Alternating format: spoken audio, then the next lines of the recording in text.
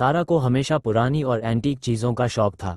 एक दिन वह एक पुरानी दुकान से गुजर रही थी जब उसकी नज़र एक खूबसूरत लेकिन रहस्यमयी आईने पर पड़ी। आईने की सुनहरी फ्रेम बेहद नक्काशीदार थी और शीशे में एक अजीब सी चमक थी।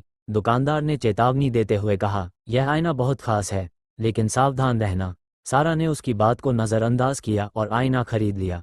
पहला अजीब एहसास अपने कमरे में आईना लगाने के बाद सारा को अजीब सा महसूस होने लगा। पहली रात जब उसने आईने में देखा तो उसे ऐसा लगा जैसे उसका प्रतिबिंब एक पल के लिए मुस्कुराया हो, हालांकि उसने खुद कोई मुस्कान नहीं दी थी। अक्स जो अपने मन से चलता था। अगली रात जब उसने फिर से आईने में झांका तो उसके रोंगटे खड़े हो गए। उसका प्रतिबिंब उसे टकटकी लगाए घूर रहा था। उसकी आंखों में एक अजीब सी चमक थी। अचानक उसका अक्स धीरे धीरे अपना हाथ उठाने लगा और बालों को सहलाने लगा, लेकिन सारा ने अपना हाथ नहीं हिलाया था।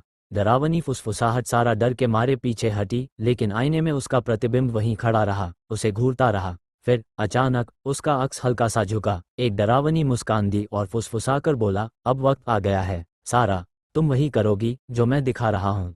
खून से सने हाथ। अगली सुबह जब सारा जागी तो उसने आईने में खुद को देखा और जोर से चीख पड़ी। उसके हाथों पर ताज़ा खून लगा था और उसके कब्जों पर लाल धब्बे थे। जैसे ही उसने आईने में झांका, उसका प्रतिबिंब उसे देखकर मुस्कुराया और धीरे से कहा, तुमने जो किया वो सिर्फ शुरुआत थी, अंत या एक नई शुरुआत।